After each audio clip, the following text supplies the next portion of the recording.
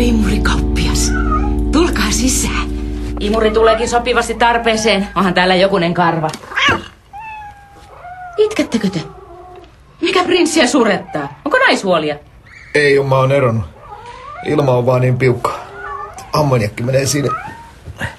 Kissat haisee. Onko teillä allergia? Voitaisko avata vähän ikkuna? Ei helvetissä. Mosse karkaa, se on kiimassa. Täällä on viime päivinä ollut seksikäs tunnelma. Paljonko se imuri maksaisi? Iskalla on kodinkoneliikenne, pyytää 500 €. Voiko maksaa luonnossa? Mitä? Saa tussua, panettaa niin pirusti. No, mitä se miettii? Kyllä siihen hyvä olisi saada 30 € kylkeen.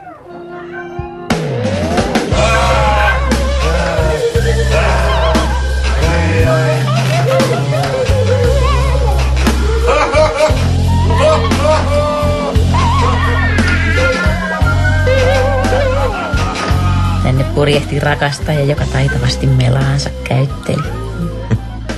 Ihmettä aika ei ohi.